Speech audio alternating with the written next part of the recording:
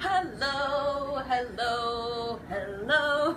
Good afternoon, everybody. Look at this, 2 p.m. live on Sunday from Froots Juice Bar here at Roots Restaurant. We're live on time. This is for the record books. Everybody write this down in your calendar. We're ready on time. Hey, Kenneth, high fives. Woo! Yeah, right on time. Kenneth, say hello to our faithful viewers. Yes. Hello, everybody. Thank you, thank you. So I'm calling up the old live feed on the computer over here so that we can. There we go. There we are. Put that on mute. Again, I'm frozen. Again, frozen on the computer. So I can't see what's happening. But we are live. Legit, we are live. We made it. We're on time. Surprise!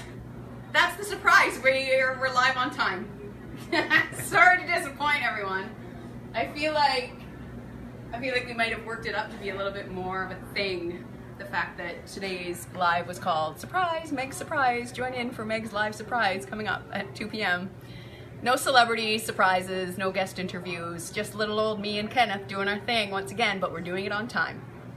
And in all honesty, the reason why we named this week's episode It's a Surprise is because I did not give the good folks at the Rythmia head office and the marketing team the information about the content for today's class.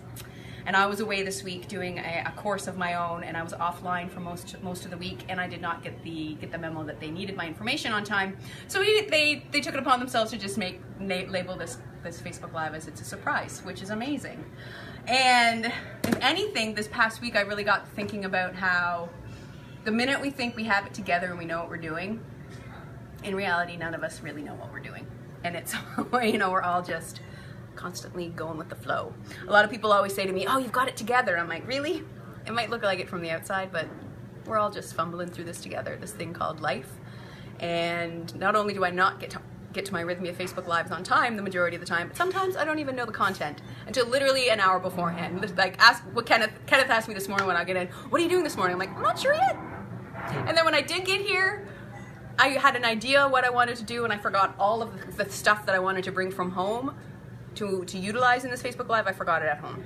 So then I had to drive all the way back to my house, 40 minutes, round trip, and then come back. So I was here at what, 12:30 today? And 12:30. And running like crazy because, again, it's Sunday, so we have all these beautiful souls that have been here all week on their way out to the airport to leave, and then a ton of amazing new guests arriving, a lot of returning guests again this week because we've got the Gambles with us. It's going to be an amazing week with that. We're going to be talking a lot about their movie Thrive 2 and all of the beautiful things coming up in the scope of the Gambles, which is super exciting.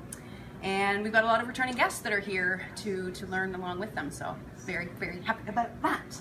Let's see what's going on over here on the Facebook. We got Jane Duriel saying she's watching live, Chris Brown saying hello, Christine Meissner saying hello, Kelly Coleman giving us a big thumbs up, Kimmy Koch is watching. Kimmy is my friend from college. What up, Kimmy? So nice to see you. Gary is watching. Jennifer Sudini is watching. Dylan's watching. Leslie, Situ, Marina McKenzie, Asen. Hey, I love you too. Nice to see you live with us. Oh, amazing. Cynthia's watching. Cynthia from Houston. Oh my gosh.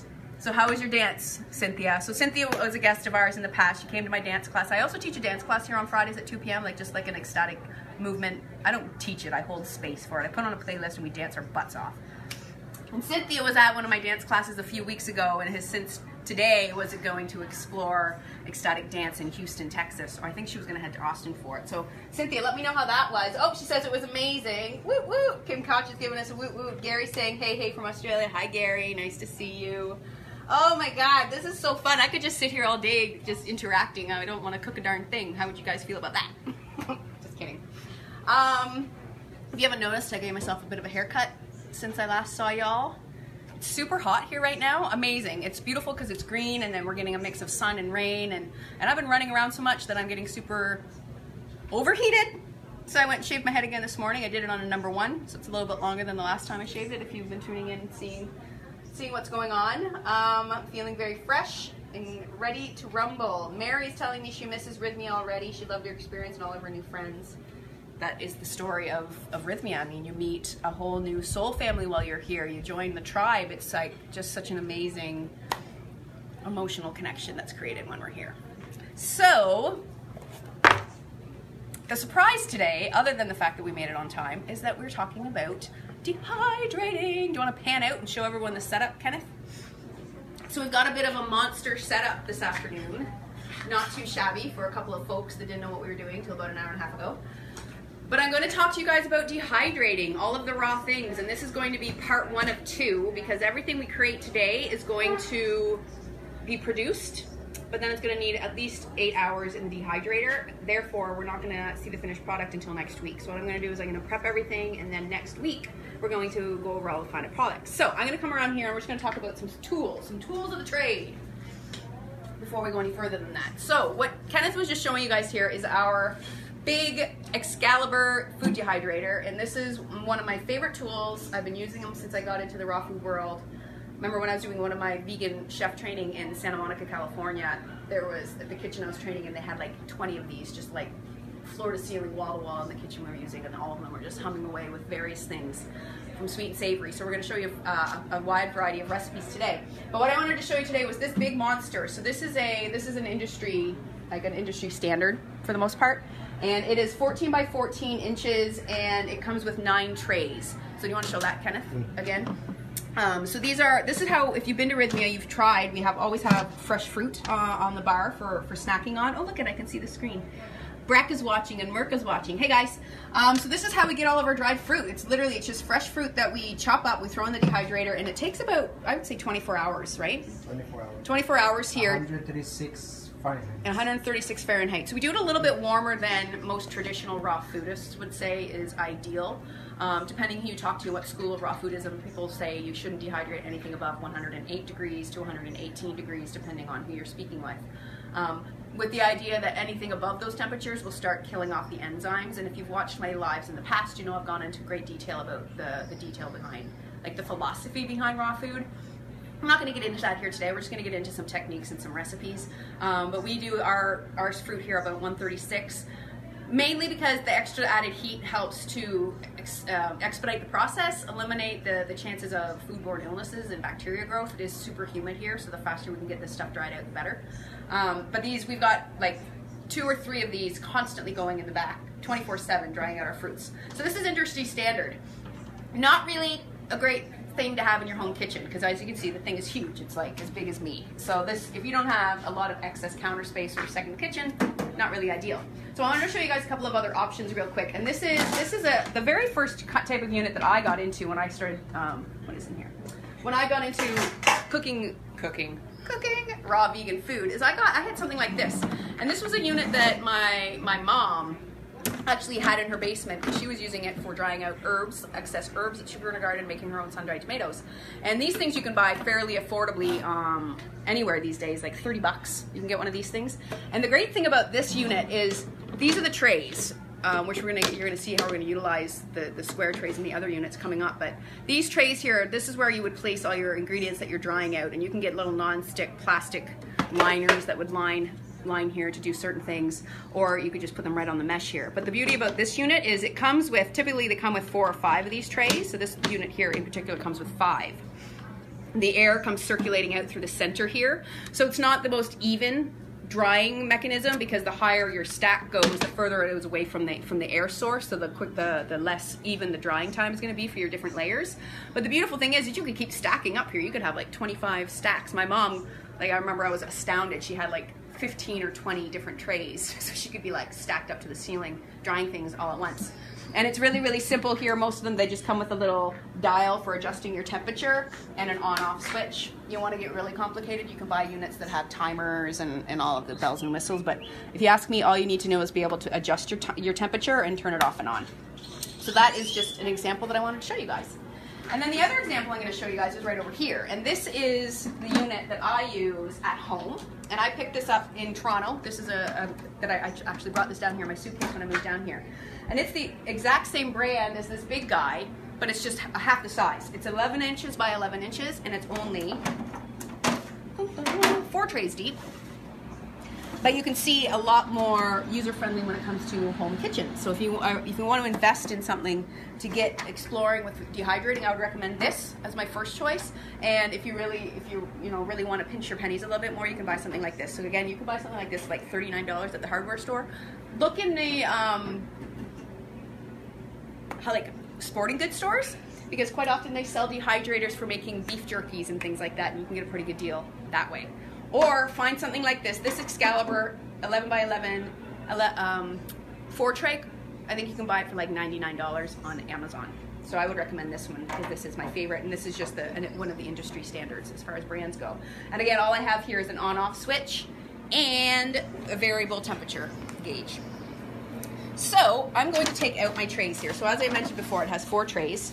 So this is what your machine will come with. It'll come with, if it's Excalibur, it'll come with 4 of these trays. So you have this black plastic tray itself, a mesh liner, which is great. You can put food right on top of here, like fresh fruit and things like that for dehydrating. Dry crackers and cookies and things like that. But if you're gonna make any recipe that's a little bit liquid to start, you're gonna need non-stick liner sheets, and these do not come with the machines typically, so you have to buy these separately. So I'll definitely take a note of that, because I bought this unit thinking that these trays would come with it, and I went home and was all geared up to make all these beautiful breads and tortillas and stuff like that, and I couldn't because I didn't have these non-stick sheets. So I'm gonna grab all 4 of my trays and bring them around, because we're going to go right into using them. Oh, and I just have a couple of samples here. This is a recipe that I really, really enjoy, and I think the recipe's on my website, but I'll share it at some point. These are like vegan nori cruncher snacks, and this is just nori on the outside, and the inside is, if you remember, I think I made meatless meatballs on the show at some point. This is like almost the same center filling. It's sun-dried tomato and sunflower seed base with various spices and herbs that I've just pressed between nori sheets and dehydrated, so they have these great little, almost like jerky-esque snacks. So I just had those in the fridge, so I thought I'd put those out here and show you guys. So just showing you the variety of things that we can do with the dehydrator. So I'm gonna take these around, check to see if I've got any comments to answer. I got a couple of other tools I want to talk about before we get rolling. Let's see here. Ba-ba-da-da. Lindsay Cruz is saying, woohoo, raw food. Christina is saying, I love that your mother used a dehydrator. I know, my mom, by the way, makes the most incredible sun-dried tomatoes. She, like, when she had her garden, when I was growing up, we had this massive garden that, I mean, I think I've talked about it. I used to go in and pull carrots right out of the ground, rinse it off on the garnet hose, and just eat those carrots right out of the garden. So good. Corn on the cob, fresh from the garden. Cucumbers, zucchini, like potatoes. I remember going out with my mom and shoveling and digging up hundreds of potatoes when it was time. So, so good. But when she had a lot of tomatoes, or if she happened upon one of the local farms that, you know, bought bushes of tomatoes, she could only make so many jars of tomato sauce and the like, so she would end up doing, hi honey, how are you? Saying hi to Christian. I haven't seen Christian. We're live. Want to come say hi? Oh boy, hello. Hi folks out there in Cyberland. Yeah, I missed you. Mwah, mwah. So good to see you. Good to see you too. What do we got going on today? We're talking about dehydrating. So right now I'm just talking about the tools of the trade. Dehydrating. Little examples of the different types of units that you can use at home. Clearly this one's too big. I used to have that. Pretty massive for the home cook, so I brought my at-home sample to give everyone an idea of the smaller one. Same brand though. Same brand, yeah. Yeah, 11 by 11 and 14 by 14. So we're just gonna do some sweet and savory recipes, and yeah, I'm happy to be back. I was away for 4 days last week, so this is my first time I've seen Christian since I've been back. I've been away for 10 days. So. Yeah, so we were like ships passing in the night. Now we're both here and back, and good. yeah, and you You're smell back. it. You smell nice. He's sweet. And you smell like spice. We're like, we could freestyle. No, don't ask me to rap. All right, so things are good. There's nothing to sample today, sadly. No. What about all that? Well, I mean, you could have some dried fruit, or you could sample some of these. Oh yeah. So this is a low salt jerky snack. So it's a nori wrap, and then the inside is sun-dried tomato and sunflower seed and some spices. This is what I make at home for myself, and I usually dip it in hummus or something. It's like a vegan jerky. It's like a vegan jerky, yeah.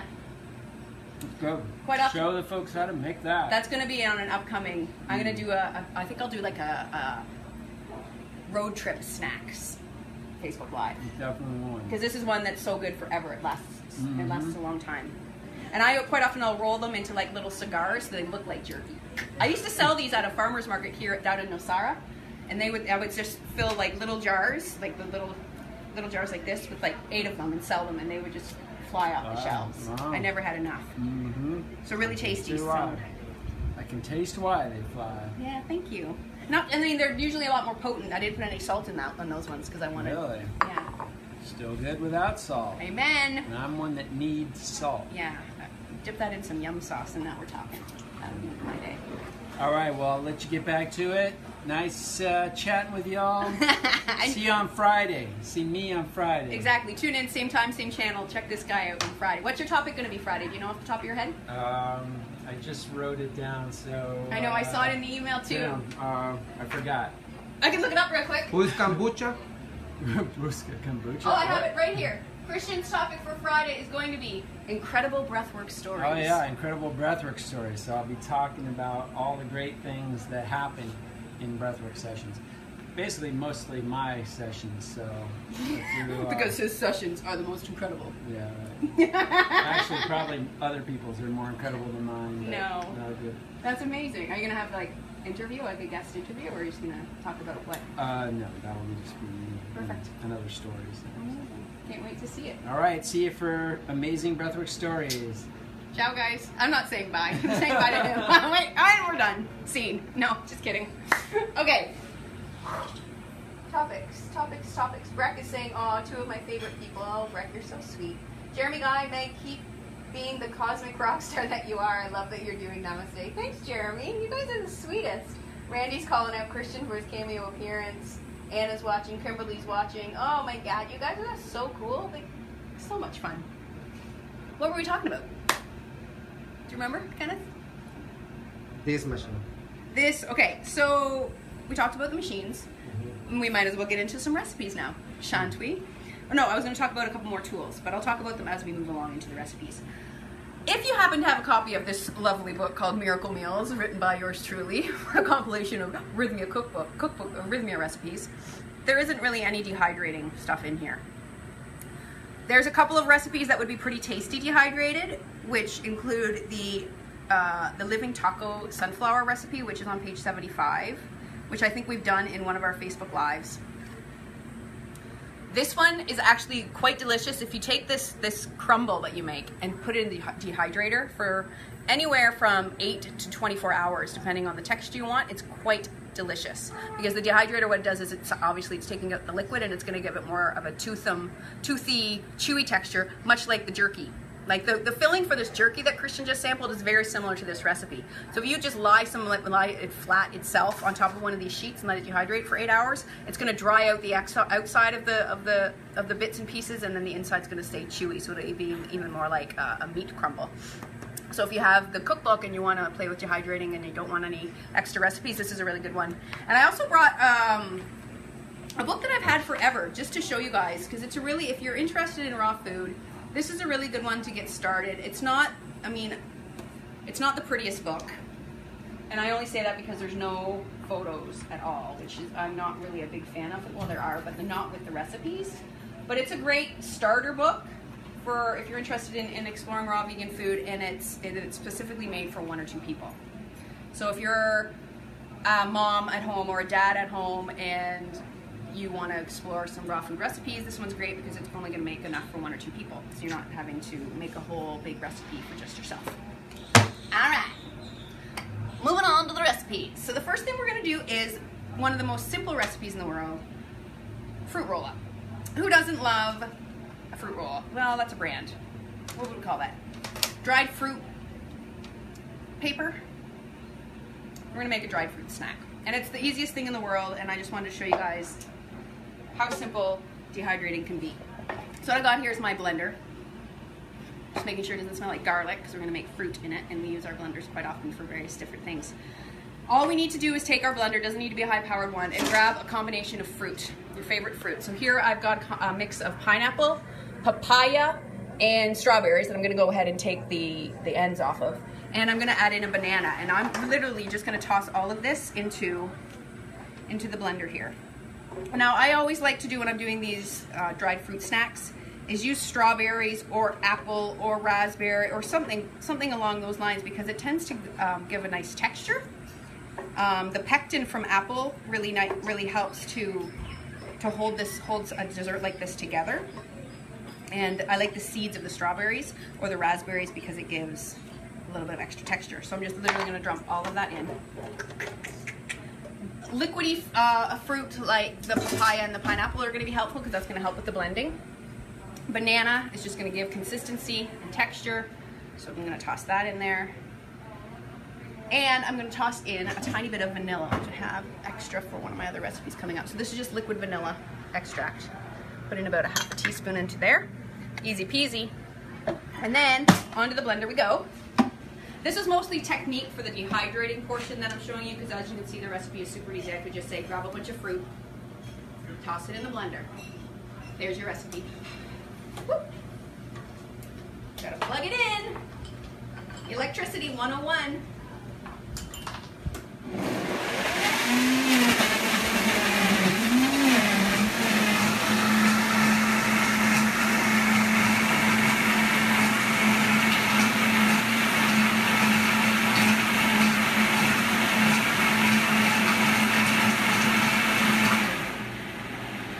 And that, my friends, is all texture. And then dun, dun, dun, dun, we grab one of our dehydrator trays. And when I was setting up here, I was very on purpose to make sure that I had lots of space here so that my tray, when it comes time to utilizing it, I want to be able to rotate it because that just helps with the spreading as you're about to see. Dun, dun, dun. Anyone got anything to say? No, perfect. So I'm just going to take some of my, look at that, just a nice thick smoothie. I added no liquid. You will note there was no water or anything added to that. I'm just going to pour some on here.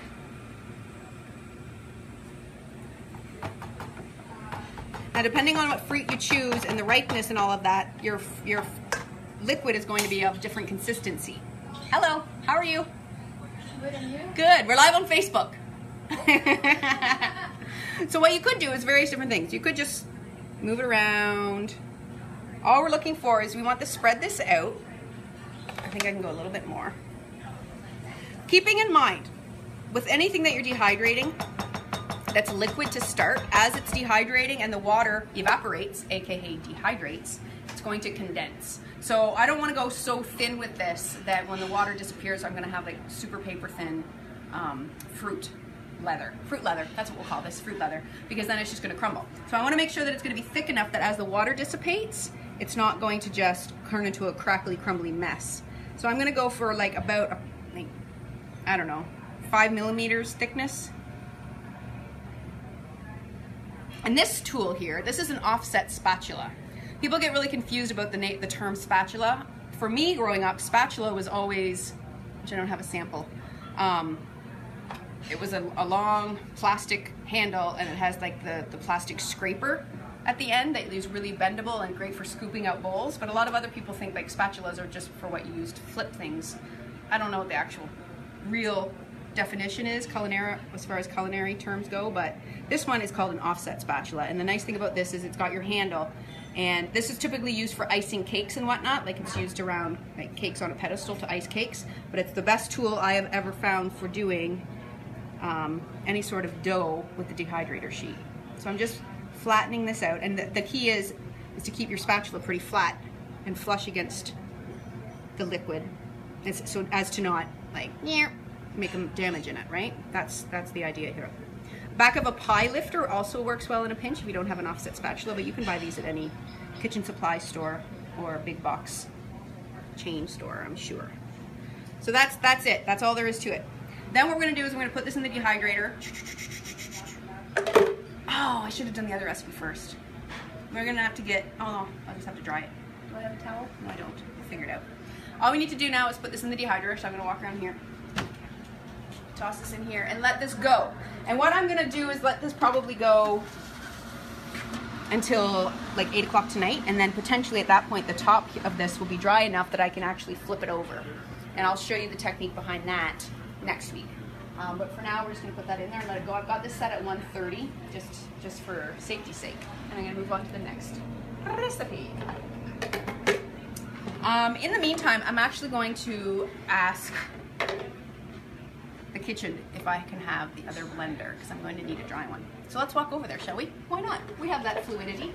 We have that freedom, walking and talking. So it's super quiet right now at lunch at Roots here. We've got, like I was saying earlier, a lot of guests have already gone. A lot of new guests are on their way here, so it's super tranquilo. The buffet's open till about 3 p.m. today. This is Enrique. Say what up again, Enrique. I think you guys have probably met him. We're live on Facebook. Nice to see you. And I'm just going to give a little holler into my kitchen here. How's the quality? Is everything okay? Oh, the other Vitamix is also being used, so that's interesting. Por eso está muy rápido para mí. Nosotros live in Facebook. So, maybe you can hear the noise of the kitchen. We've got some reggaeton beats going on. How's the lighting here? Kenneth, are we in some good mood lighting? So I've got Carlos here washing up my thing, and then we're going to need to dry it. So I'm going to grab a towel. So, legit real-time stuff that we're doing here today. The reason I need this, perfect, yes, is I need this dry because we're going to use this to grind up and make some flours next. So I'm just going to give this a dry as I'm walking. I have to say, when I first started doing these raw food, like I was doing culinary classes and stuff, I was schlepping all my machines and like my food processor, my Vitamix blender, my dehydrator. I would schlep them on the subways in downtown Toronto. I would be doing all my dishes all by myself. I would be doing all my setup and cleanup and everything when I started doing this in Toronto. I was doing it wherever I could, and it was a lot, but I loved doing it. So it was, you know, it was a lot of energy and a lot of time. But my point is, holy goodness, am I grateful to have this amazing team that helps me and assists me with everything here. Kenneth, you included. Thank you. How nice is it to just hand a dirty blender into the kitchen window and then have it come out clean? Oh my God, I'm so grateful. I love this place and I love all my team. It's really the best team. And also, I was away this week, and the first thing that all the guests that were here this morning when I got here, all of them just kept saying how incredible the food was, how they could feel the love infused into every ounce and cell of every piece of fruit and vegetable that was on the buffet, and that just makes me so grateful as well, because I can be away from here for 4 days and my team just executes everything with so much love and intention that the guests feel it. So that, like, a little bit feeling here about this whole situation. Patty Castro saying that she misses us. Patty, I miss you too. Oh, it was so lovely having you here a couple weeks ago. Tony's giving us a thumbs up. Jeff Clark saying, hey, well, hey, Jeff, nice to see you. Arun is watching. Oh my God, you guys, this is so fun. So much fun. So, enough of my distraction. What are we at here? 2:27. We want one recipe done. So we're gonna move on to the next one. This is a savory recipe. This is like a version of a recipe that is everywhere in the world right now, and it's an onion bread. And it is one of my favorite restaurants in Canada makes a really good version of this, and this is actually a version of their recipe. So the first thing I need to do is I need to make some flours, quote unquote. And in raw vegan cooking, which I think I've talked about many times in the past, is flax seeds and chia seeds work really well as the base for many dehydrated breads and tortillas and things, because as the seeds come in contact with water, they become very bind things together the way that, say, gluten would, for example. So we're going to use about 3/4 cup of flax seeds.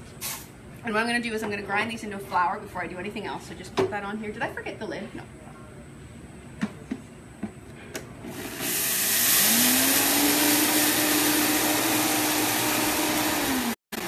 And I'm going to not go crazy with it. I don't need it to be super fine because a little bit of texture in this isn't going to be bad. So you can see there's the texture there. And I'm going to add this right into a bowl. This big mixing bowl. And the other great thing about this offset spatula is what? That's okay. I'm going to be add water. I'm going to be add water. I'm going to be add water. Great sentence, Megan. So into the bowl. This, and what I was going to say is this offset spatula is helpful because quite often with these blenders you get a lot of stuff stuck under the blade. So I can just stick my spatula underneath there and knock it all free. You see that? Yep. Okay. So we got that, and then we're going to move on to the next ingredient we need to make into a flour, which are sunflower seeds. And this is just going to lighten up the texture a little bit and give it a little bit of more flavor, because flax seeds kind of have a meh flavor as far as I'm concerned. So same measurement, about 3/4 of a cup. I'm going to pulverize that.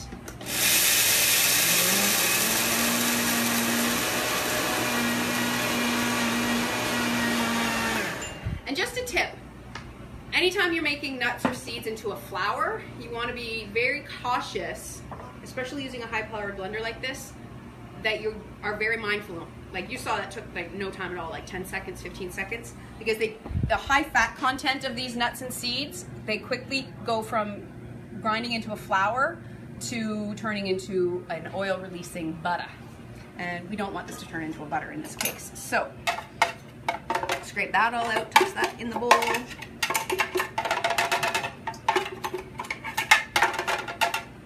And just like in any baking recipe, we're going to combine all of our dries and then add in our wets. So, away. So we got our flaxseed and our ground sunflower, and I'm going to add in a few dry ingredients. Bit of sea salt, bit of. Want to say hi, Candace? What are you making? We're dehydrating. Hi guys. We all know Candace. Hey. You've probably seen her live doing the Saturday afternoon. Yeah, sometimes I've been covering. What do we the call legend. that? So it's just I I got my miracle session on Saturday, so she's been filling in for Jer often. So no cookies today? No cookies today. I do have raw vegan nori jerky snacks. I can't have nori. So no, nothing for you. Okay. Sorry. Okay, I'll Come back next week when I have final dishes, because these are all going in the dehydrator. Mwah. I love you. I love you too. Bye, baby. So we got a little bit of sea salt in here, and then a few more dry ingredients. Some spices. So I've got here just about a half a teaspoon of ground cumin and a half a teaspoon of ground thyme. And these are optional. These are just two spices that I really like in this recipe. I think the original recipe just calls for thyme, but I'm obsessed with the cumin. Comino. Comino, comino. Yay, Candace, Cynthia's saying. Samantha Keene is watching. Oh my God, you guys. So many people that I know and love tuning in. So much fun. And that's that. So I'm just going to take this spoon, and I'll show you why I like this spoon later, but this is like a really cheap spoon that I've been using a version of forever. And I'm just going to give this a mix up, make sure all my dries are incorporated. And you're probably like, Megan, you said this is onion bread. What the? Where's the onion? Well, stay tuned, my friends. It's coming at you next. Yeah, I can use this right now. The other savory ingredient is garlic. So I've got a big epic garlic clove here, and I'm just going to use my microplane, which you've probably seen me use in the past, my microplane or a rasp, whatever you want to call it. I don't like mincing garlic, so I just do that, and look at that. Comes out beautifully minced. Peel that off the back. I'm going to give this a rinse right away, as I've also mentioned in the past, because you don't want hunks of garlic drying in there, and also I'm going to be using this in a sweet recipe coming up, so I don't want it tasting like garlic. The nice thing about it is this is stainless steel, so it doesn't hold on to the garlic scent, as long as you give it a good rinse. Which is a trick in the kitchen, apparently. Like, if you have stinky garlic handles, if you rub your hands on anything stainless steel, that's supposed to eliminate the garlic smell. Try it at home. Let me know what you think. Put that back. So we got our garlic in there. Gonna add a bit of olive oil. Again, the recipe I'll post in the comments. And then, la pièce de résistance, la cebolla, the onion. So I'm just gonna cut off the end here. Peel off some of the skin. And this is just a standard cooking onion. You could use Vidalia, you could use red onion, you could use whatever you want. This is just what I had when I was rushing to get ready. I didn't want to look any further than my first discovery. So I'm keeping the root end intact here, because that's going to be my handle. And I'm not going to use this whole onion, so I'm going to just keep it all intact for later. So I just peeled it and cut off the one end here. Then I'm going to grab my mandolin. And I think I might have shown you guys this on one of the Facebook Lives in the past, but this is, again, I've had this for years. This is something I picked up in Canada way back in the day. You can see it's like stained with pepper, red onion, like all of these different colors. But what I love about this is it's lightweight, so it travels really well. So I bring it I bring it to and from work, and when I do private chef gigs and stuff. And it's got this little thumb adjuster what it's doing is, can you see that? As I turn this, the green thing moves up and down, the green portion, so that's adjusting the width of whatever I'm cutting. Can you see that? Does it make sense on the screen? So I'm gonna go pretty thin with this. Not so thin that it's gonna just fall apart, but I'm gonna do a couple of cuts and see. That's a little bit too thick, so I'm gonna go a little bit thinner. Yeah. So this is like the thickness that I wanna go, like pretty paper thin, almost. So I'm just gonna do It should have a safety guard. Kids, don't try this at home without like a, normally when you get these mandolins, they have a little grip thing. Because you could cut your knuckles really easily out using a mandolin. So at home, use your safety guard or your safety gloves. Like you can buy special gloves these days that are anti-cut. They're like made of like this metally mesh. A little bit more. So just enough to give us some flavor and the onions throughout. So you're gonna think, you're probably like, well, that's a lot of big chunks in there. But that's the idea. And I just wanna start incorporating that onion in with the flax. And then, oh, you know what? I forgot soy sauce. Whatever. We're just gonna use water. This is gonna be a soy-free version today, which is probably better for our audience because a lot of people aren't eating soy these days. I used to put a bit of soy sauce into this recipe, but today I'm just gonna use water. So, counterintuitively, when you're doing dehydrated recipes like this, which you know, the whole name of the game with dehydration is eliminating hydration, dehydrating. But in order to get this into the texture we need it for spreading out on our dehydrator sheet, we need to add a lot of liquid. So it's going to be a spreadable thing because as you can see right now, this is just a big chunky mess. So what I'm going to do is I'm going to add about half a cup of water to start. I'm just going to use this spoon, and I like this spoon because of the holes in it. You know, it lets things like bits and bobs fall through. And it's quite, as I mentioned, counterintuitive how much water you actually need to add because this flax really absorbs the water as you're adding to it, and as it sits, it absorbs it up even more. I probably might have had too much onions here. This might not be the proper onion to flax ratio, but pura vida. I'm gonna add a tiny bit more so you guys can see. And really, this just takes a lot of time and practice, if you're not following a recipe, that is, which I never really do, to know the consistency that you're looking for. But follow the recipe and you're probably gonna do an okay job. But I feel like I'm at a consistency right now that I can probably get spreading it onto my dehydrator sheet. So what I'm gonna do is grab, again, one of my sheets, but I'm not going to use the black tray underneath it just yet. Because when I'm using a recipe like this, I like to be able to spin really freely the paper itself. So a recipe like this, as you can see, it's liquid. So putting it right directly onto a mesh tray like this, it's just gonna seep right through the cracks. You read me? So that's why we have these nonstick sheets. So what I'm gonna do is I'm gonna plop a good dollop of this in the middle. It's a lot of onions, my friends. Grab my offset spatula once again, and then I'm just gonna start using it to spread this dough out. And as you can see, it's starting to look quite dough-like, right? So the flax is really gumming up. I'm just flattening the onions throughout. And you can make this into any shape you want. You can make it into a big round like pizza shape, or I like to do this particular recipe into a rectangle. I'm actually gonna plop in a little bit more, because I like to use this as like a sandwich bread, so a little bit thicker, so then it can hold whatever fillings I decide to put inside of it. So I'm gonna spread it right out to the edges. I could have added a bit more water because this is gumming up pretty good, but in the essence of time, this texture is gonna do just fine. And I'm being very careful that where the onion bits are, I'm spreading and, you know, spreading and re-spreading so that I don't end up with little holes. You know, for example, like here where there's this onion, there's in the loop, there's an air pocket. I just want to spread that out. Listen to those birds. Can you hear that? Oh, Costa Rica, Mother Nature, you flirt. So obviously if I'd put in soy sauce, the color of this bread would be very different. It would be a lot darker. But you will notice next week when I show you what this turns out to be like, the texture and the color are going to be very different as well. It's going to be dry like a chewy bread, and it's going to actually have darkened up as well in the dehydrator. So that, my friends, is all we're going to do. I'm not going to go too crazy. I could go and get really picky about the edges and straighten them all up. Now that I'm talking about it, I might as well.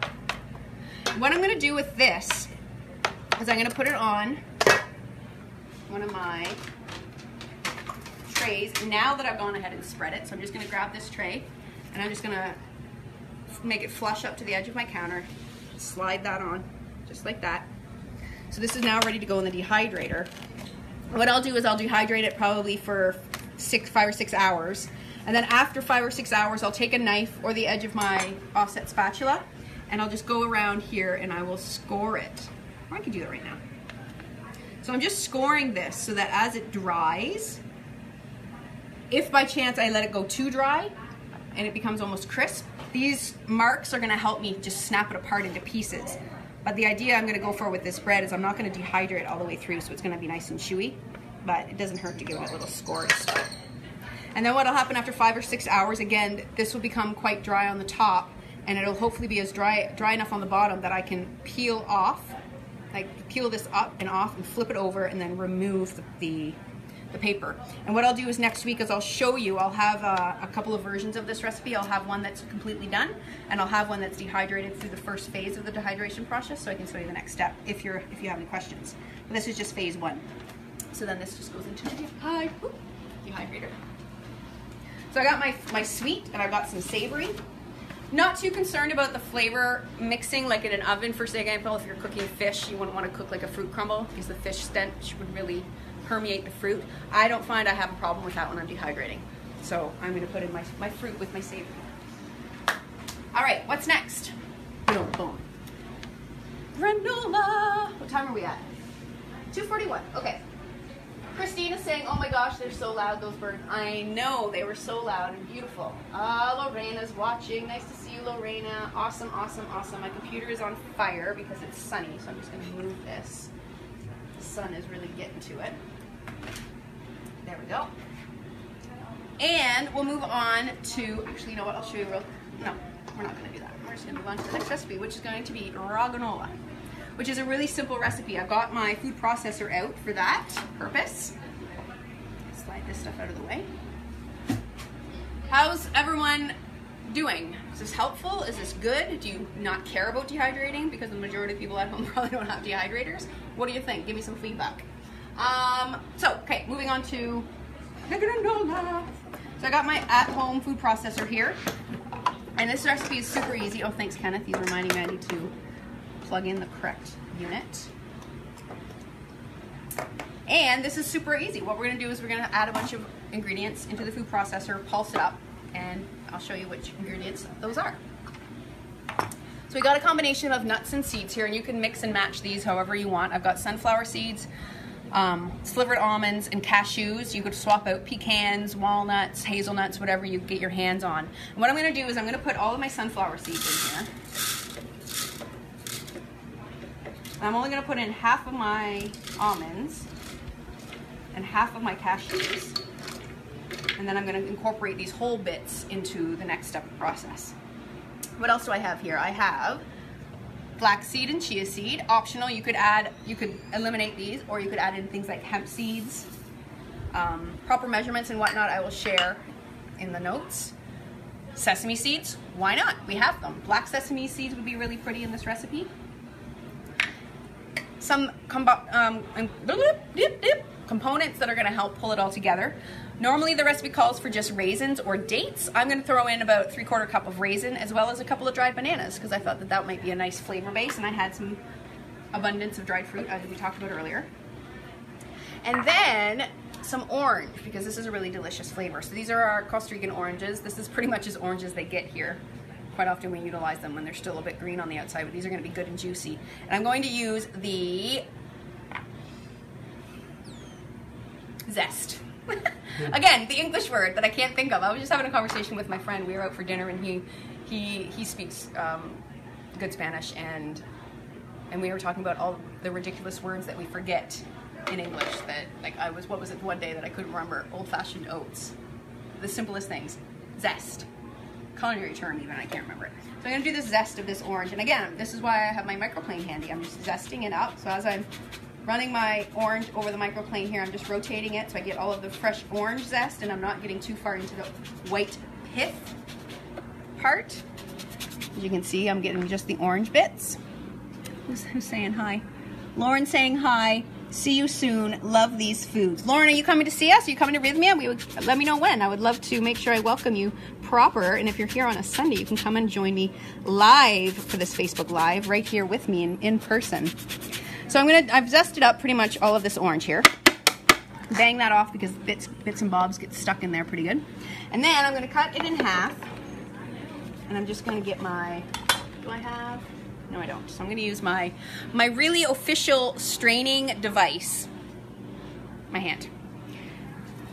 So I'm just gonna squeeze my orange right over my palm, and it's gonna catch any of the seeds as the juice, look at that, magically falls between my fingers. I say our hands are our best tools in the kitchen. I use them for all the things. Usually with rubber gloves. Today, not the case. I'm gonna bring this granola home so that no one else has to be exposed to my hand germs. So I'm gonna squeeze the juice of this whole orange in here. Toss it in my garbage bowl, a la Rachel Ray. You can smell this, eh? This smells really good. Almost makes me wanna cut open the other half and just drink it. I should drink some water.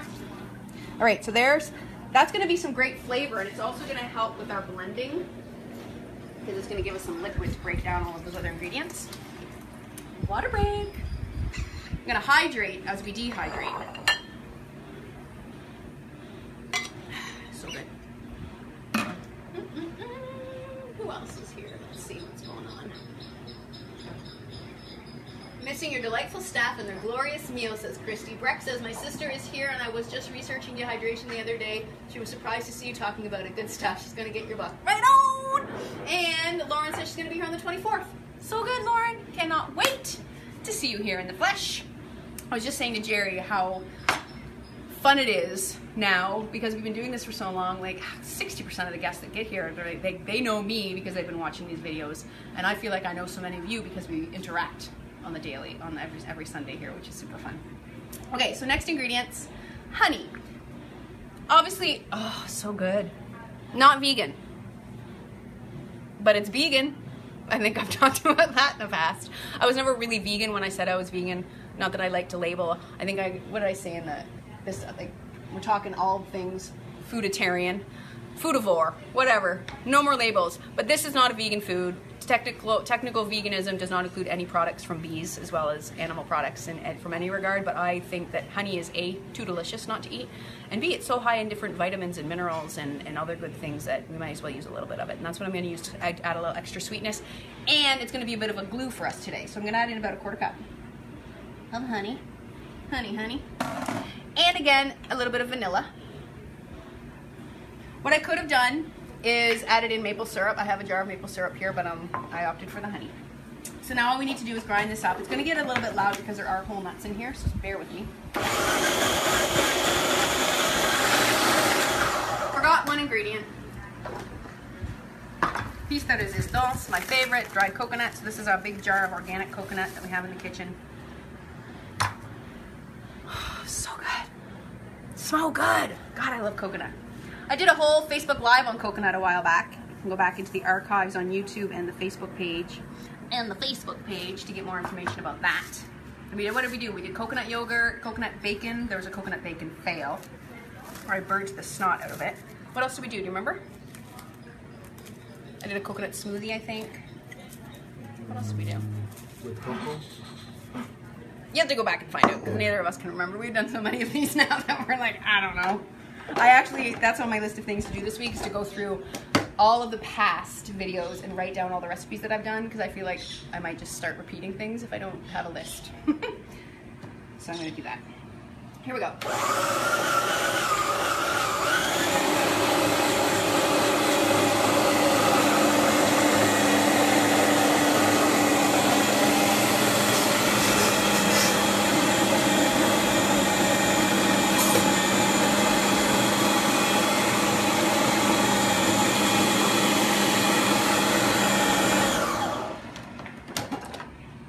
Okay, cool. So this is as far as I'm gonna go, because I want to keep texture, because this is granola. We're not making a puree here. And I want to just make note, Randy Nichols just said that he's been using agave nectar instead of honey as a plant-based alternative. Yeah, that's a great plant-based alternative if that's your style.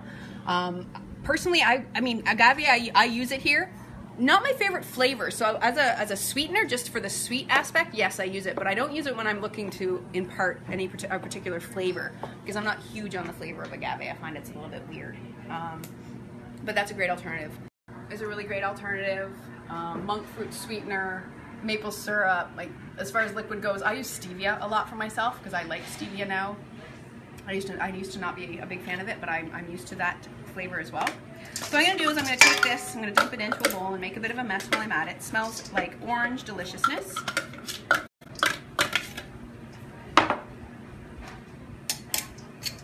Scrape off my blade. I want to show you this consistency. Oh, yum. Dun, dun, dun, dun. There's the sound effect. Haven't done a sound effect yet today, Kenneth. Yeah. It's our first one.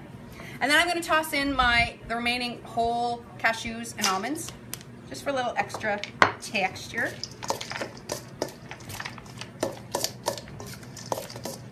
Mix it all together. This is really tasty served alongside some fresh fruit and coconut yogurt, by the way. Or almond-based yogurt or Greek yogurt. This would be delightful with. So there's that. And then we move on to the next phase of the operation, which is getting it ready for the dehydrator. So same old. We'll just dump this onto our dehydrator sheet. And then this one is not at all, I don't need to be particular with it.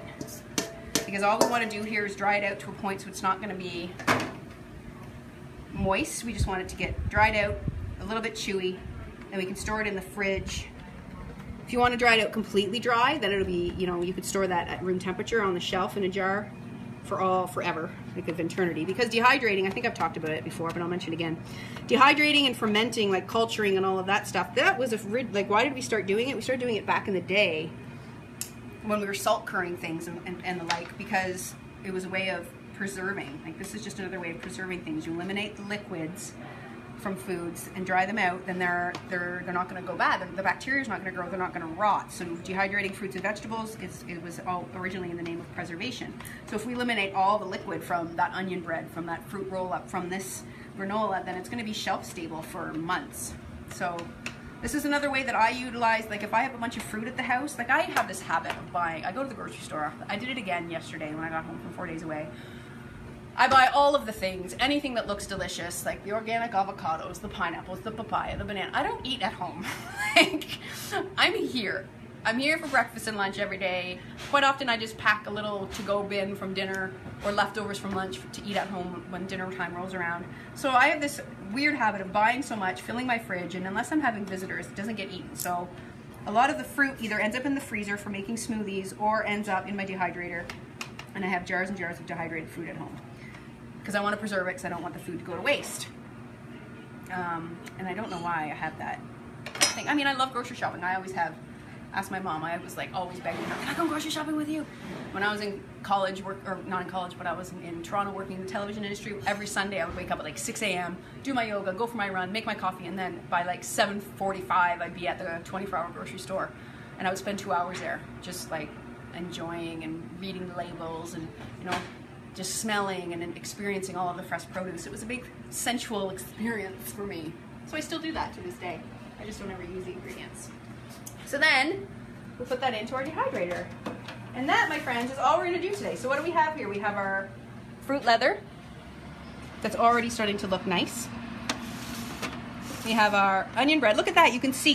I wonder if you can see that it's starting to already dry out. It's got a little bit of an opaqueness on the top here, so it's already starting to dry out, which is awesome. And then our granola. So next week, we're going to see all of this in final product. I'm going to plate them up, maybe in some pretty presentations. Probably talk about a few other dehydrator recipes. Maybe we'll start a few more, and I'll have some finished products from some other stuff as well. And then we'll go from there. And what else? Let me look ahead. I just sent our team in Malibu the list of my June topics, so you guys write all this down in your calendar. Next week is going to be called Reaping the Raw Rewards. So reaping the rewards of all of this work today. We're going to see the final products. June 17th is going to be soup. So I'm going to do all different types of raw soups. So it's going to be a lot of recipes that are toss them in the blender, but a few different, like out of the box. So we're going to probably do some Thai versions, some like things like broccoli soup that you wouldn't imagine, squash soup, curried soups, and things like that. But they're all going to be raw. And then we're on June 24th. We're going to talk about investigating the ingredients. So what I decided to do today, or what I decided was maybe we should just look at a few ingredients that I might have touched on a few times in these lives, but never gone into great detail, or just explaining the difference between chlorella versus spirulina versus, E3 Live. Like, I want to just dispel a few, because I get a lot of questions. Honestly, I spend hours every week answering private Facebook messages through my business page, my personal page, answering emails through my personal emails, my website, Twitter and Facebook and Instagram, just for all of these little ingredient questions and things like that. Like people have bought the book, they want a sub-ingredient, so I want to just cover a lot off in one Facebook Live so that I can direct people there for all of their information needs about ingredients. So we'll talk about, different sweeteners and things like that as well. So I think that's all I have for you guys today. What time is it? 2:55, under an hour, still kind of a longie. I want to give a shout out to Kenneth, my videographer friend here that's been See you next Sunday. See you Bye-bye. next Sunday, yes. And thank you, Kenneth, again for rocking and rolling. And we'll see you guys. Have a beautiful, beautiful week. Mwah.